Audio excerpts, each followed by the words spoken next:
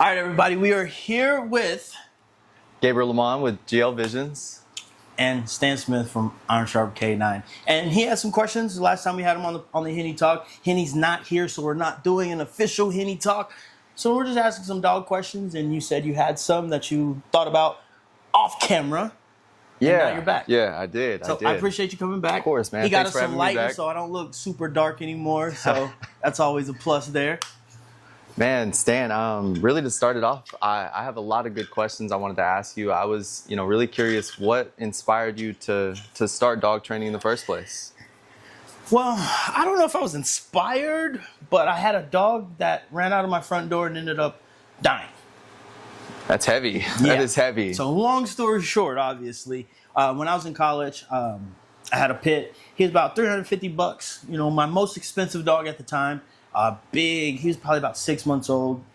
Had no clue about obedience. Had no clue about training. I just had a dog, and we'd hang out. And he was a good dog, and let him out the front door one day, and he kept going. And just like everybody thinks, I'm gonna go get my dog. So I went to go get him, and he looked back, and he's like, "Oh, you're playing chase. Come on, let's see how far we can go." And he kept going and going and going, and then he got to this little highway intersection, kind of like out in my front yard there.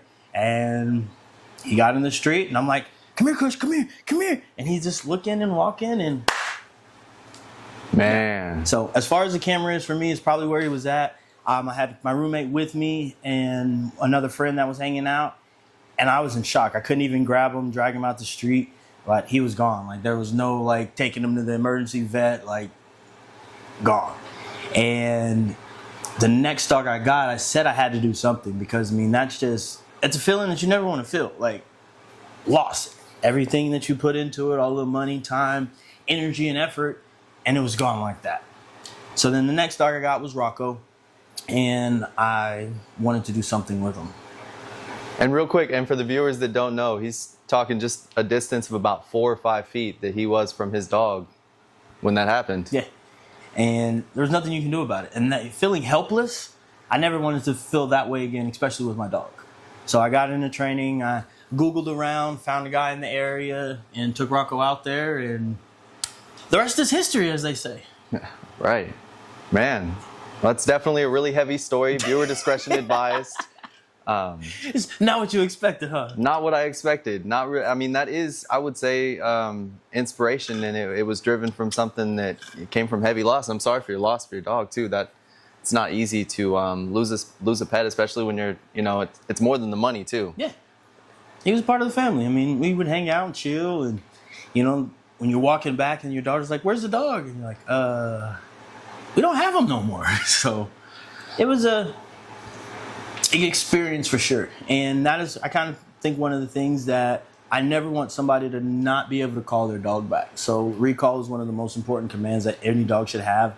And nowadays, I got 38 ways that I can call a dog versus going and chasing them. So that's my next question. I was going to ask you, what are some good techniques when it comes to how you train dogs in recalls? So one, I want to be the most interesting thing in the dog's life. So especially at a puppy from, say you get the dog at 8 to about 6 months, I'm going to have a pocket full of something for him every time I'm interacting with them. So it's either some cheese, some hot dogs. If a dog likes a tug, I'm going to have everything the dog wants. So yeah, they can go explore, but they know for a fact I have something good for them. And then I'm going to use my movement. So it's just like every action has the equal and opposite. I'm going this way, so he's going to continue to go that way. If I would have simply just changed directions and walked opposite, I probably would still have that dog. There's a 9 out of 10 chance that dog would have been like, "Oh, we're going this way, let me come back to you. This is what we're doing." Because they're pack animals. They want to be with the pack. And if the pack's going this way, why does he have to change his direction? Right. No, that makes sense. That makes sense. So if we're going this way, we're going this way. Mm-hmm. So I would have changed directions, movement, your energy, and just having communication between you and your dog. That makes a lot of sense. Always have some cheese in your pocket ready. Yes, sir. Or hot dogs. Or a hot dog. My next question was really, touching on that too. What are some common misconceptions or myths that, people coming into wanting to get their dog trained? What are some common misconceptions that people bring to you all the time or you hear all the time? So one of them for sure is My last dog. Everybody compares their new dog to their last dog. My last dog did this and I didn't even have to do anything. Are you sure about that? You just don't remember everything that you did. Most people remember their dogs at the end of their life and not everything that they did to build up to that point. Right. So then they get a new puppy and they have to go through, the potty training phase, the chewing, the this, the that. And a lot of people, they grew up with dogs, so their parents did everything, and then they get to be an adult and they're like, well, my last dog never did this. Well, you were at school. Yeah. Like, you were asleep. When your dog was doing all that stuff, you don't remember. Your parents were doing it. So a lot of people compare their new dogs, to their last dog. Another thing is people are always like, well, I want my dog just to do it because they love me. I don't want to have to give my dog treats. I don't want to have to give them a reward. I just want them to do it. I don't want to have to show them anything. And it's like, how's that going to work? It's an animal. They don't know what we want them to do. They don't know what sit means. It doesn't mean anything. Doesn't mean anything. It's just words. Yeah, it's just a noise. Dogs bark, they growl, and they howl. They're not having full conversations. So we're telling them sit. The dog's looking like, well, I don't know what that word means. But if we show them action, action, action, and then you mark the behavior after the fact, then they're like, oh, when I put my butt on the ground and he says sit, I get a reward. Oh, let me try that again. Oh, you like that? Oh, let me do it faster. And then you get to build a line of communication between you and your dog that you can put them in any given situation. And if you tell them sit, they know what it means. So a lot of people want the dogs to just do it. And they think of them like it's going to be like, oh, I take my computer somewhere and they put a program on there and they get the computer back and they can do the same thing. It's not the same. It's not the same. It's definitely not the same. They're a living, breathing, thinking animal. And you have to motivate them. You have to show them what you want. And it takes repetitions. And you have to put them in a lot of different situations. And what people don't realize is every single time you take your dog out, even if you come to the same place, something is different about it. So it's a new training situation. And the more you take the dog out and the more you do with the dog, yes, you don't have to do as much training. But even Boot, I still take him out. There's still stuff he's training on in those moments. Yeah, it's maybe minor, little things like that, but we're still training. Right. And Boots is a really good dog, too. He is a very obedient one. I met him. Well, he has his moments. Yeah. But nah, Boots a fun dog. That's awesome. That's awesome. Leading into that, I'm really curious about how you feel, or how people feel when it comes to training their dogs, and maybe not so much using, rewarding actions, but using something like a shock collar. How do you feel about that, and how do you feel? Because personally, I don't believe in them. How do you feel we could avoid doing that if we don't agree with it? So every tool has a purpose, and there's some dogs that need a little bit more emphasis. And especially if you're going to be going hunting and stuff where the dogs are going to be miles away from you, you need to be able to call that dog back, because if they get into something that they're not supposed to, you need to be able to communicate. So in certain instances, I agree with using a shock collar, using the e-collars. But for everyday pet obedience, I don't feel like we need it. And I feel like people use it as a crutch and they rely on it too much. But the thing is, when your dog is doing something wrong, when you're in the house, like, again, I didn't have a leash on my dog. I didn't have a collar. He ran out the front door. It wasn't a planned training scenario. So if my dog only listens when they have certain collars on, whether it's a prong collar, e-collar, dominant chain, whatever your dog responds to, and they don't have it on in that instance, are you going to lose your dog? And I've seen a lot of good dogs on the field with these collars, but then they take them off and the dog doesn't know what sit means anymore. We were on a show called America's Top Dog, and we're all standing there, and then producers are like, can you guys take those collars off the dogs? And all of the cops were like, no, my dog only works with the collar on. I can't take it off. And I'm sitting there like, oh yeah, Rocco doesn't even have a collar on. Like, he's just here with his flat collar on. He's just chilling. So, I mean, I think people rely on them too much, and it takes away the bond that you have with the dog. That makes a lot of sense. If you rely on it too much. You can edit this part out, but do you know what an e-collar is? I don't. Yeah. Okay. You may Stan, want to cover that. Yeah. Tell us a little bit more about, I didn't know what an e-collar was either Yeah. until I started training my dog, and I was like, oh no, it's going to shock the out of my dog. And But it doesn't, right? no, it does not. And we'll get into that. Well, he's probably going to edit this part out. Okay. Don't turn it on high. All right, you play sports? I do. You do? Still? Baseball. Baseball. Have you ever went to the the trainer and you had the stem and they put the different I've had that on my abs, on my legs, on my chest, on my arms. Yeah. So put your 2 fingers on there. Okay. And this is on 10. You feel that? You feel that? I felt it a little bit right there. So it's just like a tens unit. And obviously the more you go up, the more intense that it gets. Okay, yeah. And for the viewers, this doesn't hurt at all. No, it's This just doesn't hurt. it's just basically they're getting poked. It's something that tells the dog, hey, I'm talking to you, you need to respond in a certain type of way. So it's a good tool. But I don't want my dog to only respond when they have these When things they have on. these tools on, right? And dogs are collar smart. They understand when they have them on and when they don't. And it's the same thing with a prong collar. There's dogs you can put a prong on, they're like, okay, cool, I'm not gonna pull on the leash.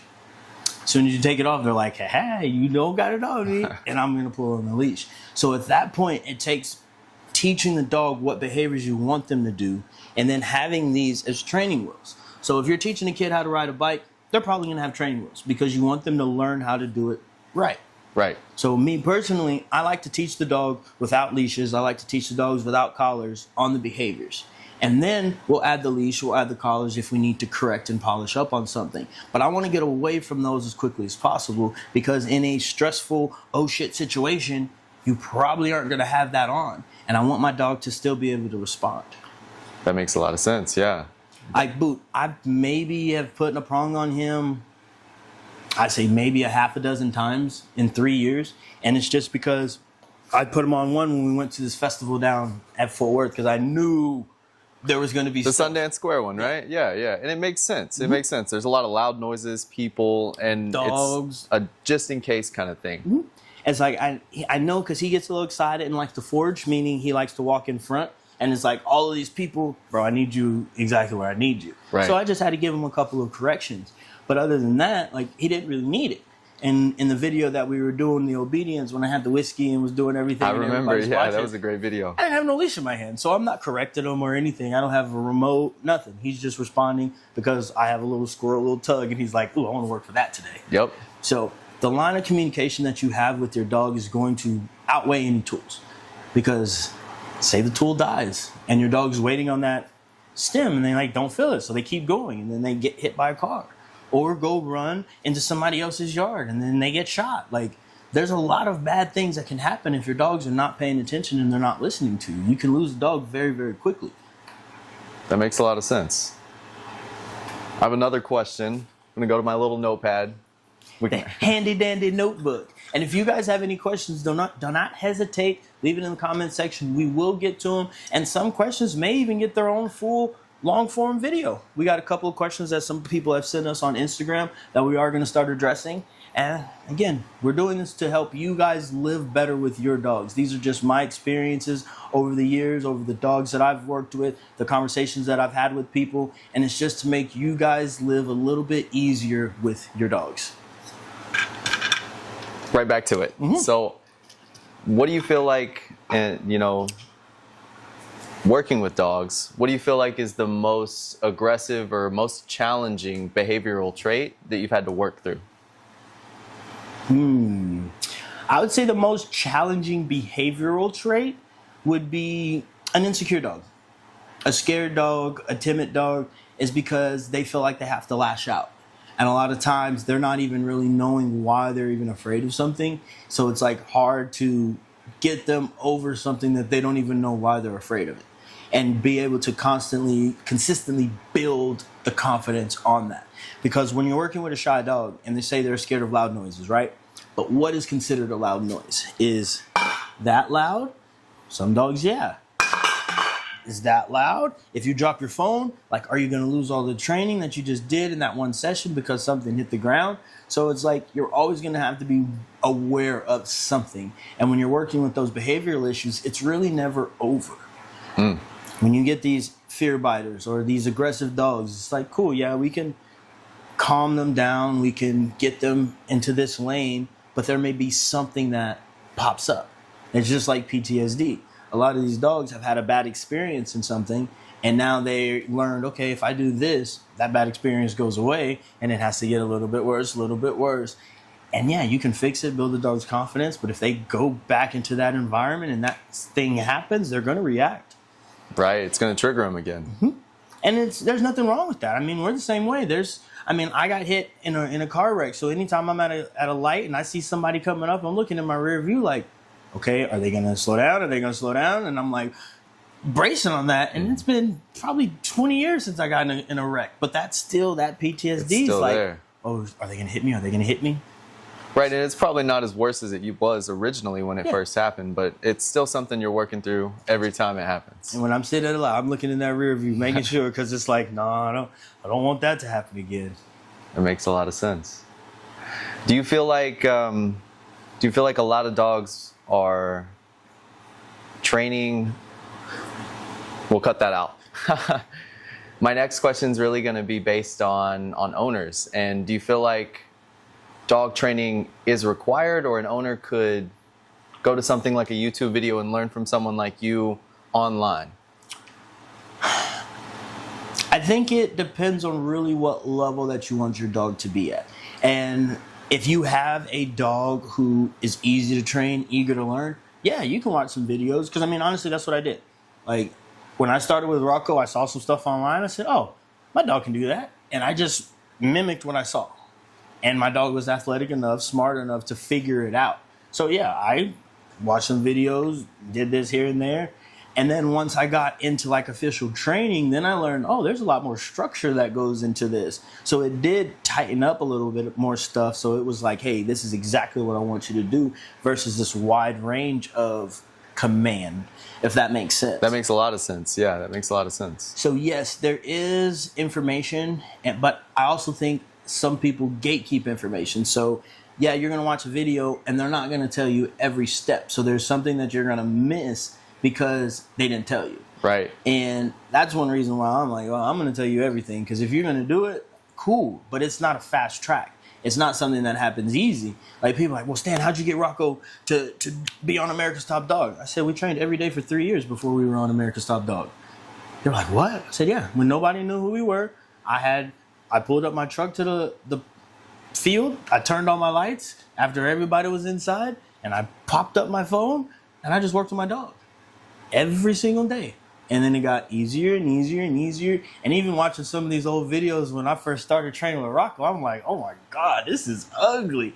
But he went from that to being on America's Top Dog. We were on there for 3 years, or I've been training for 3 years at the time. And there were people who were 15, 20-year veterans with their 5th and 6th dog. And we went on there and had the fastest time by like 2 minutes. Wow. That's incredible. I spent the time with my dog. So, yeah, we're in an unfamiliar place. There's people there. There's noises. We've been up all day. We actually shot at like 11:30 at night. We filmed all morning. So it was tired. But the dog's like, oh, finally, I get to perform. And you can even hear in the video, Nick White, just before he knew who I was, he's in there like, oh, civilian dogs are going to have a disadvantage jumping in and out of cars. I always thought it was cool that my dog jumped through the car window. So I just did that shit all the time. I would have my Tahoe. I'd roll it down. Hey, Rocco, let's go. And he'd jump in. Dukes of Hazzard style. Yeah. So when we got on the show, I'm like, oh, this is easy. And then climbing up ladders. Oh, this is easy. Jumping over walls. Oh, this is easy. We've done all of this because I just thought it was cool to do stuff with my dog. So when we got on the show, it was another day in the office. That's incredible. It like just came naturally for y'all. Yeah. And it does take hard work and dedication. I can tell you that it's the same way in media, and I'm not college, I don't have a college degree in videography or cinematography. I hopped on YouTube one day. I started watching videos, and with time, energy, effort, and dedication by myself, long nights, early mornings, I finally started to figure it out and gain traction. So yep. I relate with that a lot. I mean, and that's it. You have to put in the time. There's no shortcut. If you want to be good at it, it's possible, but it takes time. And everybody wants a shortcut. Well, how do I get there faster? It's not about faster. It's like you can get it fast, but it's not going to be right. Right. Fast, good, and cheap is a good line I've always learned. You choose two. You want it fast and good, it's probably not going to be cheap. You want it fast and quick, it's probably not going to be good. Mm-hmm. And if you want it, shoot, I lost my train of thought. I know what you're saying, though. You got to sacrifice. Definitely some sacrifices you got to make. And that's what I don't think people like realize, and especially like doing like the boarding trains. I take a dog, say it's a 8-month-old dog. I have it for 4 weeks. I haven't even had this dog a tenth of its life, and you want me to change every behavior? And yeah, we make improvements on a lot of dogs, but people don't realize they have to continue to make those improvements, because I'm not going to fix your dog. Like, I'm going to show your dog better ways. And if you show them the same ways, yeah, your dog's going to get better. But I'm not going to magically make your dog be perfect, because there's no such thing as a perfect dog. Even Boot. If I leave something in the car, I'll come back and I'm like, oh, I left a bag of chips there. And I'm like, You know they're going to be torn apart, probably. And it's like, okay, cool. I could have not did that. Yeah, there's sometimes he doesn't, but he's still an animal, so he's an opportunist. The other day I had some bacon cheese fries in there, and I went to the gas pump, and I'm going, and I had Rye in there, and I come back, and she's, I'm like, oh, dang it, my bad. This is not going to be good on the back end. You know? Yeah. But I left it in there, and I even told myself, don't leave this in there with Rye, because she's going to chew it, like lick it. Right. You know, you do the same thing every day. You get out the car, go, and I look back, and she's doing it. Sure enough. So there's no such thing as a perfect dog. We're always going to have to be training. We're always going to have to be improving something. And dogs are opportunists. They're going to see what they can get away with. And if they can get away with a little bit, then they'll try to get away with a lot.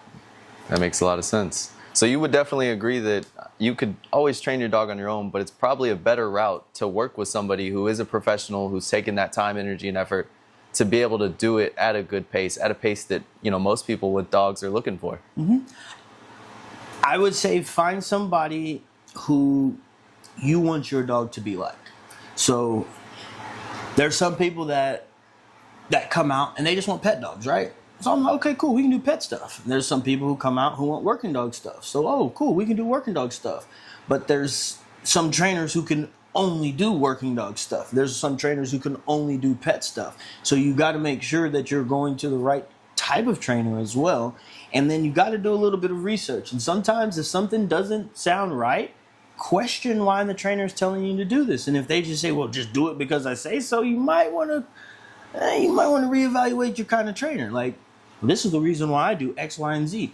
And I'll even tell pet obedience people, I'm like, hey, try to walk around your dog. And then they're like, well, what does this do? So, well, in competitions, this is what the judge would do. And you may have to walk around 3 times. You may have to walk around 5 times. It depends what the judge is looking for. Right. So you want to make sure your dog is waiting on your release cue, because if you have to walk around 3, 4, 5, 6, however many times it is, your dog's going to be better. And then you translate it into when you're cooking or whatever, your dog's over there. You may walk by him 5 or 6 times going back to the pantry.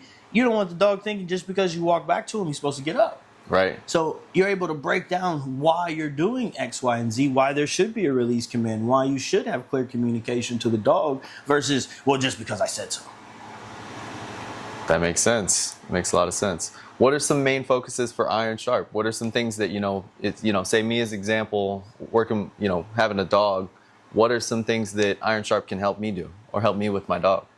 Recall is going to be the number one thing, because I'm going to show you various ways to recall your dog back. And then I'm going to show you how to have more fun with your dog.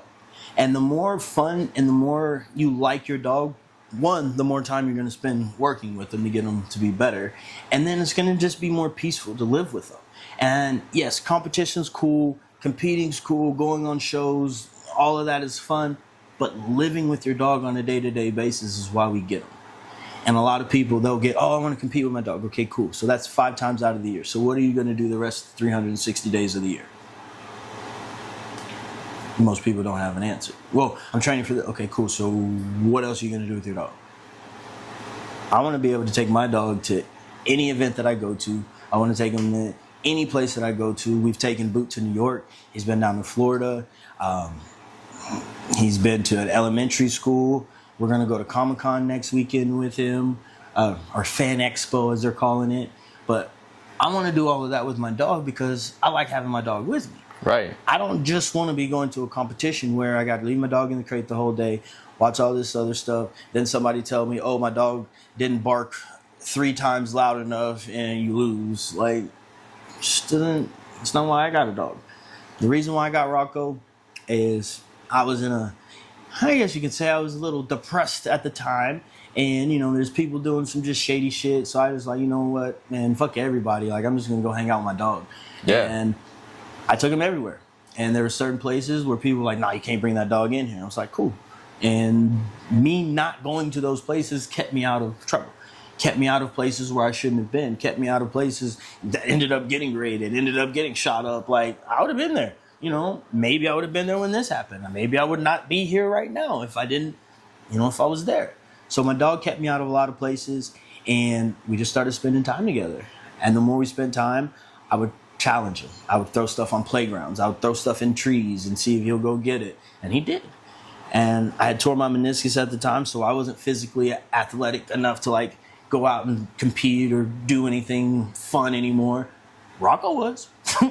He'd climb on a tree. He'll jump over a 6-foot fence. He'll climb on a car. Anything that I would ask him.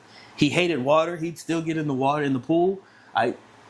It was just so much fun having my dog around, living with my dog, and even getting like the training aspect and like just seeing people. And it's like there's some trainers, they have to have an e-collar on their dog in their house. It's like, how is your personal dog? You have to rely on these tools in your own house. Your kids can't communicate with your dog. Like family members can't communicate with the dog. Why? Yeah. That's just always my question. Just why? So it really is important to, I mean, recalls, that sounds really important to have. And also, I mean, most people, I feel like, do buy dogs because they want a dog to live with. They want a dog to have at home. There could be multiple reasons. I mean, I hear people, you know, buying pit bulls or buying bigger dogs because they want them for protection. But for the most part, people buy dogs because we love them and we want to have a family pet. Yep.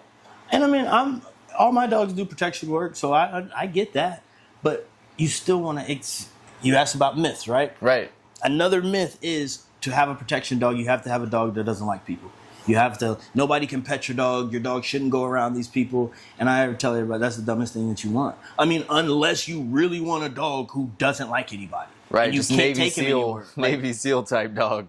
I'm like, okay, if that's the life you're living, cool. Yes, do that. Don't let nobody pet your dog. Let your dog be super nasty. Like, cool. And, you know, if I lived a different life, I may have a dog that I let at night that nobody can ever touch. But that dog's a liability. Right, yeah. At the end of the day, he's really a liability. And every dog that I've experienced since I've met Stan and Iron Sharp have been pleasing dogs. Like, I can walk up and pet them. When it comes down to business, when they're working out there doing bite work, a little different. But they're good dogs. They're sweet, sweet dogs. Yeah. I mean, it's just like Boo. We had a career day last week at an elementary school. And we were there from 8 to, I think, like 11. It was like 3 hours. 15 minutes every intermittent. There's class after class after class. Everybody went up and pet him. I'm not worried about him nailing anybody. Right. But if somebody would have came in, they even had like a lockdown. And I look over and I was like, hey, if anybody does come, this would be the perfect dog to have. Because he'll go do something. So it's having that versatility where your dog can go any and everywhere. One, you have a more confident dog. You have a dog who's less likely going to be in a situation that's going to get you in some trouble. We were at a bar one night in Fort Worth, and there was these 2 bulldogs when we walked in. And I seen them. I'm like, yeah, they don't look very, very well under control. So let's go to this opposite side. So we're literally opposite side of the bar. We're waiting for a beer, and I'm talking to somebody, and I look down, and this fucking bulldog jumps on Boot. Like, Boot sleep. Goes and tries to attack him. And I'm like, it's a bulldog. I'm not worried about it. So I just picked the dog up, handed it back to the guy. He starts getting all belligerent, cussing me out. Like, why am I touching the dog? Blah, blah, blah. We're going back and forth. And the whole time, Boot's just looking at me, looking up at him. Looking at me, looking up at him like, you say the word, Dad. Are we going to do something? Are we going to do something? And then, like, I was upset. You know, I'm thinking my dog's going to be all reactive now because he got a dog jumped on him. So we walked back in. After I calmed down, we walked back into the bar. And ever since then, Boot he's been a different dog. Like, he's perked up a little bit. He's aware of his surroundings a lot more. People will walk up, like, panhandlers and stuff. Like, he's barking, going off now. So I'm like, huh. But at the same time, we can still go to elementary schools. We can still go to art exhibits and everything else. Right. And I'm not worried that he's going to just pop off. Right. Well, that makes a lot of sense, too. I keep saying that. I've got a couple more questions from the notebook, from the notepad. notebook. You really could. Like, you could hop on OnlyFans. It doesn't have to be what you usually see or what is perceived by OnlyFans, and, you know, be making content about dogs. Same with, like, Patreon. What we're gonna do the next time Dax and Andre go in the heat, we're gonna record their OnlyFans. Oh, man. Yeah. He's serious, too. He didn't even laugh. So, touching on dog owners, what are some things that you really teach people walking in, or, you know, want people to know as dog owners? It's okay. Take your time. It is okay if your dog doesn't get it in one session.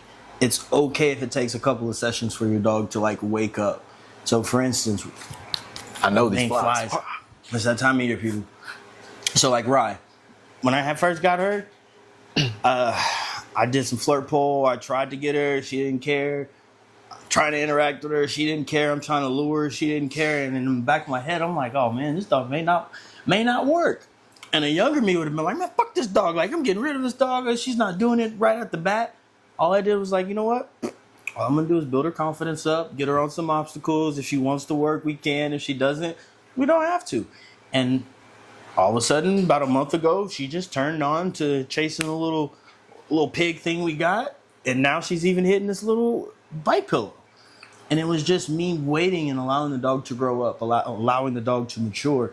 And I think I really learned that from Boot, because you can come in, and I think I really learned that with Boot because it took us about 6 months to get Boot to the point where he would bite and hold onto a tug, because they're bred to nip.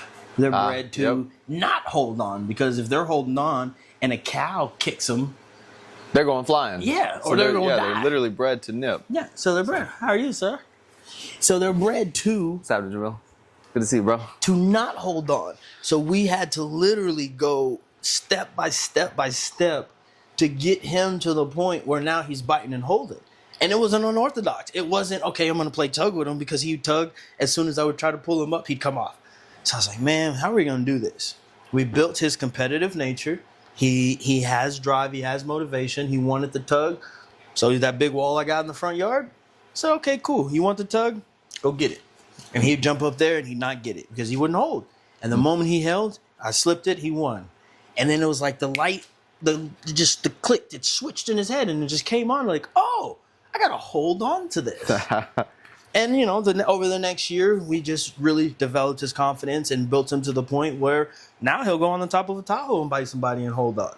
He's still not the most confident being off the ground, but again, we're going against his whole genetic Nature, market, right? like Everything nature, he was yeah. selectively bred to do. Which is okay, because, I mean, you're training him to do what he's doing now. Yeah. And it's funny because we got him wall climbing, he'll pull weight, he'll run the treadmill, he'll do all bite work. But we took him out to some goats or some sheep. You know what he did? Nope. Went and pissed on the post. He had no interest in herding at all. So I'm like, the one thing you're supposed to do, you don't even do that. Thankfully that I don't care about that. Right, exactly. But going back to your question, yes, I would tell people to be more patient. Allow your dog to grow up. Take the time to show your dog what behaviors you want them to do. If you want your dog to chill with you, show them that chilling gets them rewarded. When I first would go out with Rocco, there was this place called Cantina Laredo. Downtown Fort Worth, there was a patio outside by itself. It was in a corner. It was perfect. So I'd sit on the wall. I'd put a chair there so nobody could come mess with him. I put a chair on this side, and I had a pocket full of hot dogs. And when he fell asleep, I'd just drop a handful on him. And he'd wake up, be like, hey, what'd I do? And he'd go back to sleep. About 5 minutes later, drop some more. So then he realized, oh, if I'm asleep, it starts raining hot dogs. So you know what I'm about to do? I'm going to go sleep some more. Yeah. And to the point where now we can go, and I mean, I don't take him out too much nowadays. Old man is retired, but I could take him everywhere, and we would go inside the bar, and we'd be there 3-4 hours. And when we're leaving, there's people at the bar like, "What? You had a dog in here this whole time? I didn't know." Yeah, you shouldn't. Why should you know my dog was here? Like, not true. I would love to pet a dog, but that makes a lot of sense, dropping a pocket full of hot dogs. So being patient with your dog can really help. And You know, they might not get it on the first go. Yeah. But it takes time, patience, and some extra effort sometimes. And that's it. And there's no cheat code for it. There's no fast track. And you're always going to have to be doing something. And you just find what motivates your dog and just work with that. Whether it be cheese, whether it be hot dogs, whether it be a tug rope, just find what works with your dog. Make sure to be patient. I had one dog who didn't care about any of those, but they loved belly rubs. Belly rubs are always good. I told him sit, and he'd roll over, and I'd be like, you know what? I'm going to try this. And I started, and it worked. And I'm like, okay, down. He did it. I rolled over. I'm like, we're just going to use the belly rubs. And that's how we trained him. Never took a treat, wouldn't play ball. All he wanted to do was work for belly rubs. Belly rubs. Belly rubs are it. And it was unorthodox, and I'm like getting frustrated. But one day it's just like, this is what he wants to work for. So do you feel something that, you know, and I totally don't know this, but you know, we have 2 Chihuahuas at home and then a Pomeranian. And something I see in one of my roommates a lot with their dog is just telling him no, and I never see him listen. And the dog's 4 or 5 years old now. Do you feel like old habits that dogs have developed with owners that are unaware how to properly train can be broken? Yeah, you can definitely teach an old dog new tricks. And it's just one, I'm pretty sure that there was no correction for the no. And I always give the people an example. I say, look, the speed limit is 45. If I'm doing 60 and I get pulled over by a cop and he tells me, hey, here's a warning, just slow down, we're going to let you go. You know what I'm going to do about 5 minutes later? Yep, I might slow down at first. I might go 45 for a little bit. Until I can't see him Until no I more. can't see him anymore. And then I'm going back to 60. So but when you get that $300 ticket, yep. I'm Ooh, driving man. 10 and 2. I'm mad. You're like, oh man, I'm doing 30 and a 40 now. Like it has more impact. And It it's does. the same thing with the dog. If you're saying, no, don't do that, and the dog's like, what are you going to do about it? Oh, nothing happened? Cool. I'm going to go do it again. I'm going to go do it again. And that's not meaning, oh, you got to beat the dog with a brick or something like that. But your dog has to know there's some type of negative consequence for not listening. So I tell pet parents, mealtime, ask your dog to do something. Work on recall. Put your dog over there. Have them come to you 3 times. Reward them out of that food bowl. If your dog doesn't listen and you have to repeat, they miss a meal. Mm-hmm. And they're like, well, that's so mean. I'm like, no. The dog's working for his food. You go out and work every day to make your paycheck for your food. And their food. So So the dog's going to work just a little bit. And the dogs start understanding, oh, if they tell me to come over and I don't get my meal. Mm-hmm. And then they start learning, if I do listen, I do get my meal. And then you start not having that conflict. And I think a lot of people, they start butting heads with their dog, and they don't realize that, especially with these Corsos, Rotties, Bullies, Mals, any confident working dog, even pet dogs, if you bump heads, there's going to be a time where the dog's going to challenge you. And if you allow them to win in that moment, you've lost all control. And having 100+ pound dog that doesn't respect you and wants to do whatever it wants is dangerous for not just for the owner, but for everybody else that the owner interacts with. And a lot of times where, you know, these dogs are mauling kids or biting their owners, it's because they've never had discipline, they've never had structure, and then all of a sudden, like, they get overcorrected for something that they don't even know that they're doing wrong, and the dog's like, I don't think that's fair, and then they lash out. Right. And when a dog lashes out, I mean, I don't know if you can see this, but I can see it. That is a scar for sure. that's from Monday. And that was from a dog who was just super insecure. He's just in the crate, and I went and reached for him, and he nailed me. And there was no warning. There was no nothing. And I think we talked earlier about an insecure, timid dog. We did. Yeah. We touched on that. They're the most dangerous dog because they're so afraid they feel like they have to lash out. And I called the owner, and I'm like, hey, look, you know, I don't think it'd be good for us to continue to do it in this setting because he's so afraid he's going to try to lash out again. And I'm either going to have to correct him to a point where he's not going to do it again, or it's going to continue to get worse. But he wasn't a dog that he was like aggressive where he needed that correction, because when the owner was there, he didn't act that way. So I told him, I'm like, look, we'll do some sessions. We'll work through it together, and he's going to be a better dog because of it. Because again, once you cross that line, you have to continue to go until you win. And it sucks, But that's what these people don't realize. These dogs are an animal. And if you are getting a protection dog, if you're getting a guardian dog, if you're getting these dogs who are designed to not give up, and you put them in that situation, Right. they might not give up. They're probably not going to give up. And if you become afraid of that dog, now you've lost all control. And now you have a problem on your hands. And a lot of times people wait until they have that problem before bringing the dog in. And a lot of things, especially with the Corsos, the bullies, the more defensive dogs, if you develop a line of communication when they're young, you don't have as many problems when they get old. And I'm not going to say that they're not going to challenge you. They will. It's just like a teenager.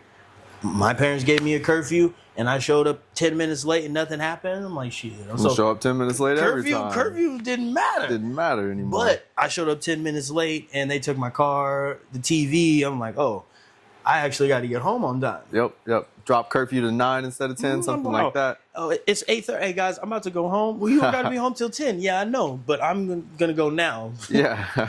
And that's just, it made sense. And it's the same thing with the dogs. The dogs have to understand that, yes, you're allowing them to be a dog, but when you say something, it has to have value because it is something that could keep your dog safe.